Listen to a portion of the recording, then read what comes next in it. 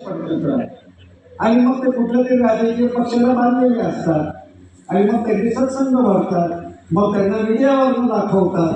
हे तुकोबांना 350 वर्षापूर्वी समजलं होतं. म्हणून त्यांनी ते सांगितलं की या खोट्या गोष्टींपासून लांब राहा. तुका म्हणे आता काय त्यांचं नाव हे आपल्या साधूचं अभंग काय तुम्हाला माहिती असेल ना. ऐसे कैसे झाले बोलू कर्म करोनी म्हणती साधू अंगी लावून या राख. आता बघतायत ना तुम्ही युट्यूब वरती, अंगी लावून या राख डोळे झाकून करीती पाप दावी वैराग्याच्या काळा भोगी विषयाचा सोहळा. असा कशासाठी आतमध्ये गेला 13 वर्ष आतमध्ये 2 मुलीवरती बलात्कार करताना पकडला म्हणून. आता आठवड्याला त्याला अशा 2 पोरी नाचवायची सवयच होती. बाबा रामराम कोण आहे हे सर्व धर्मामध्ये आहे. हे असं ख्रिस्ती धर्मामध्ये नाही, बौद्ध धर्मामध्ये नाही असं नाही करून समजू नका. सर्व धर्मामध्ये आणि सर्व धर्माचं मी सांगितलेलं आहे लोकांना. पण आपण ज्या समाजामध्ये राहतो, त्या संस्कृतीमध्ये राहतो, त्याच्यामध्ये अशा वाईट गोष्टी नसाव्या. त्या दुसऱ्याच्या दारात घाण आहे, त्याच्या नाकात शेंबूड आहे म्हणून माझ्या नाकात काय खिशापर्यंत हे पण लवकर ठेवायचा काय. कधी मी पुसणार का आपण दुसऱ्याच्या नाकातलं शेंबूड बघत बसणार काय आणि आपल्या नाकातला पुसणार नाही. आम्हाला आमचं नाक पहिलं साफ केलं पाहिजे, आम्हाला आमचं घर साफ केलं पाहिजे. त्यासाठी संत सुधारकांनी सांगितलं. म्हणून महात्मा फुले सुद्धा सांगता आपलं अंगी लावं दावी वैराग्याचा काळा भोगी विषयाचा सोहळा तुका म्हणे सांगो किती जळो तयांची संगती. किती क्लिअर स्टेटमेंट आहे. अशांच्या बरोबर राहू नका. हे सगळं त्यांनी सांगितलेलं आहे. पण समाज त्यांचं ऐकत नाही. उलट त्याच्या गाथा बिका बनवून खोटा इतिहास अजून एक छापलं जातं. गाथा मंदिर बनवून जा तिथे सगळं तिथे आहे. तुकोबांचे अभंग खूप छान पद्धतीने हे केलेलं आहे. प्रेझेंटेशन त्याचे संतमौली तंत्रावरती केलेलं आहे. पण वरती जे म्युरल्स आहे त्याच्यामध्ये वेगवेगळे अवतार दाखवले आणि तुकाराम महाराज हा नामदेवाचा अवतार आहे म्हणून सांगितलं. म्हणजे अवतार देताना सुद्धा ओबीसी आणि हा ओबीसी याची जात शोधलेली आहे. बाकीच्या सगळं ज्ञानेश्वर अवतार म्हणजे एकदम धर्माचा करण्याचं काय जे असेल ते पुराणातले. आपण पुराणातले नाही, आपला पुराणातला काही संबंध नाही आणि आम्हाला संबंध नको सुद्धा इथे. हे लक्षात आपण घेतलं पाहिजे. म्हणून तर तुकाराम महाराज जे सांगतात ते आपल्याला कळू शकतं.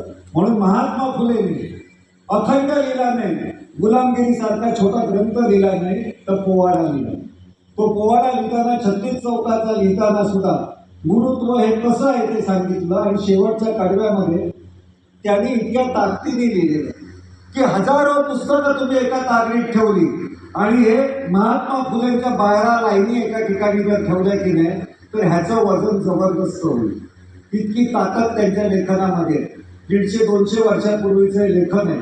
1868 सालातलं ते सगळं झाल्याचं मिळेल. त्यांचं पोवाड्याचं मुखडा असं आहे, कुलवाडी कुलभूषण पवाडा गातो भोसल्यांचा छत्रपती शिवाजी राजांचा.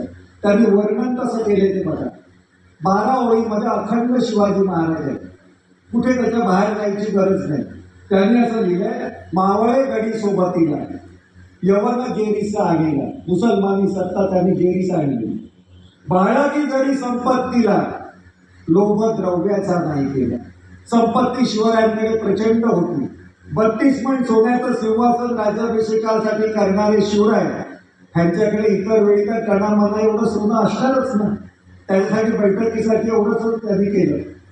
पण त्यांनी करताना शिवरायांनी पैसा आला म्हणून गाड्या घेतल्या. आता जशी घेतली जाते ना, ही एक गाडी असताना ती संपायची आधी एकदम फॉर्च्युनर घ्यायची, अजून काय घ्यायची, श्रीमंती दाखवायची. गळ्यात माळा घालायच्या, चेनी घालायच्या, हातात ब्रेसलेट, अंगभरच्या कपडे, जॅकेट सुद्धा सोन्याचे घालतात. पण छत्रपती शिवरायांनी सगळी श्रीमंती असताना सुद्धा गळ्यामध्ये कवड्यांची माळ घातली होती. हे आजच्या राज्यकर्त्यांनी पहिलं शिकून घेतलं पाहिजे. आपला मोठेपणा दाखवण्यासाठी अगदी महापौर झालेल्या स्त्रिया सुद्धा काय मंगळसूत्राच्या लांबीवरती आपलं सौभाग्य ठरतं का मला सांगा. तुम्ही गरीब झोपड्यांमध्ये जाता आणि जाडजूड बांगड्या आणखी माळा घालून जर गेलात तर गरिबांना धसका द्याल ना तुम्ही. काय त्यांना आपुलकी वाटेल. तुम्ही नसताना सुद्धा अनेकदा त्या महापौर बाईपेक्षा त्या गरिबाच्या घरातल्या शिकलेल्या मुली असतात तर जास्त शिकलेल्या असतात. ही तर आपली एक रिझर्वेशन मध्ये आलेल्या असतात, पण त्यांची काही अवस्था असते.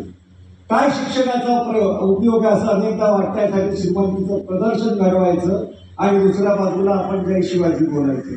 हे सगळं बदलण्यासाठी ते सांगतात, बाळकी जरी संपत्तीला लोभ द्रव्याचा नाही केला, आधी सोडिले आळसाला लढवी अचाट बुद्धीला. आधी आळसाला सोडलं आणि आपली अचाट बुद्धीला लढवली. कमी नाही कारस्थानीला, हळूच वळवली लोकांना. कारस्थानी करण्यामध्ये सुद्धा कमी नव्हते, म्हणून शाहिस्ते खानाची बोटं कापली, अफजल खानाचा कोथळा काढला जाऊन आणि त्याचप्रमाणे आग्र्याहून स्वतःची हिमतीने आणि हिकमतीने सुटकाई करून घेतली. महात्मा फुले एका ठिकाणी सांगतात, कल्पनेचे देव कोरिले उदंड, रचिले पाखंड स्वार्थासाठी, थोतांडे रचुनी अज्ञा फसविती, भटे लाच खाती आदरस. महात्मा फुलेंनी दक्षिणेला लाच म्हटलेली आणि ती लाच दिल्याशिवाय अनेकांच्या आत्मेची वास्तू सुद्धा शांत होत नाही. ज्यांचं आयुष्य दक्षिणेत गेलं घेण्यामध्ये आणि पीठ मागण्यामध्ये गेलं सुखाशिदासाठी, त्यांना आग्र्याहून सुटका ती लाच देऊन झालेलीच वाटणार ना सोलापूरला. त्याला कसली लाच असणार? ह्याच्या आयुष्यातच पिढ्याने पिढ्या हे झालेलं आहे. त्यांना अशाच पद्धतीने उत्तर दिलं पाहिजे. जे आपले कुसुमाग्रज आहे विवा शिरवाडकर ते सांगतात, जे आपल्या स्वातंत्र्य देवीची कविता म्हणून आहे 50 वर्ष झाल्यानंतर, रेशन कार्डच्या मागच्या बाजूला लिहिलेलं आहे, पिंड फुकाचे खाऊ नका आणि अजून काय करू नका, लाचबीज घेऊ नका असं लिहिलेलं आहे. ते कुसुमाग्रज एका कडव्यामध्ये सांगतात, सज्जन असता तुम्ही सज्जन असा, सज्जन असता कुजन मातता, हत्यार हातामध्ये धरा, सौजन्याच्या बुरख्याखाली शेपूट घालून फिरू नका. त्यामुळे आपलं तुकोबांनी सांगितलं, शब्दातीत शस्त्रे करू आम्ही. आपले शब्द असे कठोर पाहिजे की थेट भिडले पाहिजे आणि त्याचा अयोग्य गोष्टीचा वेध घेता आपल्याला आलेला पाहिजे. हे करण्याचं काम महात्मा फुलेंनी सुद्धा केलं. कमी नाही कारस्थानीला, हळूच वळवी लोकाला, युक्तीने बचली जीवाला, कधी भीना संकटाला, पहिला झटे फितुरीला, आखिर करी लढाई. पहिला फितुरांना संपवायचे, बनवी नव्या नव्या कायद्याला. कायदे सुद्धा असे बनवायचे की प्रत्येकाला चांगले वाटले पाहिजे. बनवीत नव्या नव्या कायद्याला, तळेना रयत सुताला. रयतेचा नाश करेल असा कुठलाही कायदा आणि नियम बनवायचा नाही. माझं जिंकं कायदेशीर नाटक इथेही झालेले आहे, 4-5 प्रयोग इथे झालेले आहे. त्याच्यामध्ये वेगवेगळ्या शाहिरांच्या गाड्यामधून वेगवेगळे आपले महापुरुष येतात. अमर शेखांचा पोवाडा, त्या पोवाड्यामध्ये अमर शेख 7वी शिकलेले, एके रात्री सह्यागिरी हसला नावाचा तो पोवाडा. त्या 10 मिनिटं घेईन, जास्त वेळ घेणार नाही. कृपया आपण उशीर झालेले पण 10 मिनिटच घेईल, जास्त 10-15 मिनिटं. तर त्याच्यामध्ये ते असं म्हणतात, आले आले शिवाजी राजे, नंतर शिवाजी राजे येतात. 2006चं नाटक आहे. राजे येतात, आल्यानंतर प्रेक्षकातून पण मोठी ललकारी उठते, छत्रपती शिवाजी महाराज की जय. घोषणा झाल्यानंतर शिवाजी महाराज सांगतात, थांबा, जितक्या जोरात तिथे जय बोला, संकट समोरून येतात तितक्या जोरामध्ये धूम ठोकाल. तो शाहीर सांगतो, महाराज तुमचं नाव घेतलं की कशी हिंमत येते. शिवाजी महाराज सांगतात, अशा फुकटच्या हिमतीचा उपयोग करा. लक्षात ठेवा, इतिहास हा वर्तमानातल्या चबुतऱ्यावरती उभा असतो. जो आपला इथे शिवाजी महाराजांचा चौक आहे, तो जो खालचा जो चौतर आहे त्याला चबुत्रा म्हणतात. त्या चबुत्र्यावरती, वर्तमानाच्या चबुत्र्यावरती इतिहास उभा असतो. अरे तुम्ही आता इतके खड्ड्यात गेलेले असतात आहेत, तर त्यातून मला डोक्यावरती जरी धरला तरी मी दिसेल का माझं डोकं कोणाला? पण तो शाहीर सांगतो की नाही, तुमचं आज्ञापत्रातलं एखादं वाक्य सांगितलं की राजकर्त्यांचे कान सुद्धा उपटता येतात. शिवाजी राजे म्हणतात त्याच्यातले काम करणं काय आमच्या आज्ञापत्रात लिहिलेलं आहे? ते म्हणतात की तुमच्या आज्ञापत्रात लिहिले आहे, मोहिमेवरती जाणाऱ्या सरदाराला आणि मावळ्यांना तुम्ही सांगितलेलं आहे, शेतातून जाताना शेतकऱ्याच्या देठा पानाला, पिकाच्या देठा पानालाही हात लावू नका. शिवाजी महाराज म्हणतात आम्ही तसं सांगितलं, मावळ्यांनी ऐकलं, म्हणून हे स्वराज्य निर्माण झालं. आज कोणी असा राज्यकर्ता आहे का, नेता आहे का आपल्या अनुयायांना सांगणारा, कार्यकर्त्यांना सांगणारा? कारण जमाना देठा पानाला हात लावण्याचा नाहीये. हे 2006 मध्ये लिहिलेलं वाक्य आहे. कारण जमाना देठा पानाला हात लावण्याचा नाही, पेटे आणि खोके घेऊन पळण्याचा आहे. हे तेव्हा लिहिलेलं वाक्य आहे, छापील आहे. आणि याला राज्य शासनाचा शिरवाडकर पुरस्कार मिळाला. कारण आम्ही महात्मा फुलेंच्या विचारांनी, शाहू फुले आंबेडकरांच्या विचारांनी, छत्रपतींच्या विचारांनी वागणारी लोक आहोत. त्यांचं आमचं नातं बाकी काय नसेल. छत्रपतींच्या रक्ताची नाती सांगणारे लोक काय करतात ते बघतात. आपल्या खासदारकीच्या 5-5 कोटीच्या खजिन्यासाठी जे मिळतो आपला, त्यासाठी पक्ष बदलतात. कोण कोणाला निवडवतात, काय फरक पडतो?